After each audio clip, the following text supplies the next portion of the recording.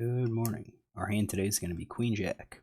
We are on the button. This is a 10 NL game. We're down to 6-handed and it folds to me. So I went ahead and just open raised it. I think I would probably keep my button raising range here because I don't know these players. We're 19 hands. This player looks like he might be a little bit tight, but out of 19 hands, who knows? And I don't know anything about Villain 1, so I'm just going to play my regular button raising range until I discover otherwise. So I open raise and then Villain calls, which of course means I have no idea what he's doing this with. I'm just going to say 17%. That seems to be about right in terms of calls. They're going to be folding about 80%. Maybe he's looser, maybe he's tighter. We're gonna go with the tighter range. Flop comes out 10-9-6, pretty good for us. Open ender, backdoor spade draw. This is kind of a. I think it could hit both of us. So I think in terms of equities, we're probably pretty close. I fired a bet, he calls, and I think at this point, betting is building a pot because I do have these draws that I could definitely improve upon and possibly win a big pot. So the queen comes out, villain checks. That's a card that helps me. I think any queen jack's going to be calling here, but I think we've got, like jack 10 is going to call again. I think 7-8's going to call. Well, 7-8 has the straight, of course, but maybe like 8-9 or 6-7 with the gut shot. I'm okay if some of those fold because I pick up the pot right then and there. I bet half pot he calls, and then the river's the ace. That does not help. He checks, and then for some reason I thought I'd go for some value and bet half pot, and he min raises me. And I believe I folded. So what I want to do is check this. I think my river play was wrong. I think what I should have done is just check behind. He's demonstrated twice now that he's called. If he's on a draw, the draw is miss. So, I know he's folding all of those, but if he's calling because he has a hand, it's possibility that he has me beat. I think in terms of what his hand could be, maybe ace-9, maybe ace-10. I think ace-10 is probably the most likely candidate here. Called with the 10s and then called again on the turn even though the queen came out, and the ace gives him 2 pair at that point. So let's see what GTO says. So villain should be betting about 37% of the time out of position. I'm not sure if that's realistic for a lot of players since I'm the pre-flop aggressor, but if he's playing GTO, he's going to be betting some of his hands. And he's going to be betting like this, 65-35. He's betting the straight and so forth. He checks. It's to me. What am I doing? It does look like I'm going to be betting most of my ace jack or my queen jacks here. We're betting. We're going to be aggressive. We're betting our top pair plus. We're betting some of our draws, our flush draws, open enders, gut shots. So we're definitely being aggressive because I do think that if we bet, he's going to have quite a few calls, 50%. I mean, 50% of calls, and a lot of those calls we're going to be ahead with our overpair, 2 pair. But at the same time, those hands that are calling do have some draw equity, some equity on us. So I think we are going to be pretty aggressive here. So we bet half pot. Queen of spades comes out. Now villain should be leading into us about half the time. He doesn't, and that's interesting. I don't know if I would have thought about leading here, but I guess it makes sense. I mean, queen jack is in our range, our pre-flop calling range, and now that queen helps us. Spades are in our range, so that queen, the spades helps us. So I think we're kind of being aggressive here, and we're also being aggressive with some of our nut flush draws.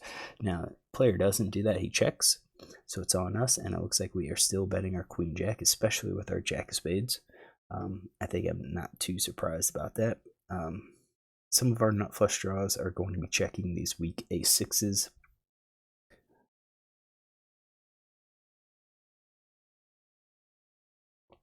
but the second and thirds are betting. So, and not all of our flushes are betting. Obviously, the weak flushes are going to be checking behind. So, actually, we didn't check. We bet. And then villain's calling. Villain is calling with like 2 pair, top pair, pocket pair below the top card, middle pair. He's calling with a bit. He's calling with draws, flush draws. So ace of diamonds comes out, and then villain should be checking, which is what he does. And now you can see the queen jack. I should have just called. I think our plan here isn't really to be betting those second pairs. You can see the middle pair, pocket pair below the top card. That has some showdown equity. I think even our top pair is, we're not going to be betting it all the time. Looks like kickers, strong kicker, we're betting ace king. A few ace jacks, but ace king are betting, ace jack spades are betting, and then all the other top pairs are just gonna check behind with our weak kicker. 2 pair, queen 9, queen 10 are checking, and I think that kind of makes a little bit more sense, because if we have queen 10 or queen 9, that reduces the combinations in villain's calling range. So if he's calling, he probably doesn't have those hands, which means he could have something else. And including an ace, like an ace queen, ace jet, or ace 10. So with 2 pair, I think we're going to be betting our strong 2 pair, but the weaker 2 pair are going to be checking behind. So I messed up, I bet. Villain has him raising about 2% of the time, and he's raising with straights and flushes. And he raises, and for me, I think we are going to be calling quite a bit, or I'm sorry, folding. So I've got like weak pair, no made hands. We're folding all of those. So I don't know what he had, but it looks like my river decision was the weakness on this hand. I shouldn't have made that bet. What happens if he's like a much wider range? What if he's calling something all like this? Actually, let's not do that. Let's go back to here and get his range again. Because what we wanted to do was change this. So instead of having him donk into us, I want him to check 100%, because that's how players tend to play. So what we're going to do is run the solver, and we'll come back when it's done. All right, so we finished it, made sure he's betting 100%. That means we're going to be checking a lot more. Our queen jack now becomes more of a checking, some raise, some check strategy. Definitely going to raise their spades and backdoor hearts draw. That makes sense. Our offsuits are going to be playing a little bit more cautious. We bet he calls. Queen of spades comes out. He checks 100%. That's better. And now we can still bet with our jack spades. So I like that.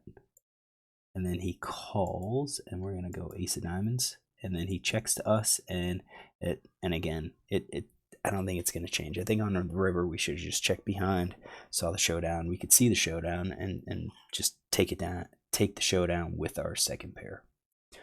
All right, so this was the hand that I played, messed up, right on the river. Wish I could see what he had, but I'm feeling pretty confident with how a lot of these players play, that he had at least 2 pair plus. All right, if you like this hand, look tomorrow for another.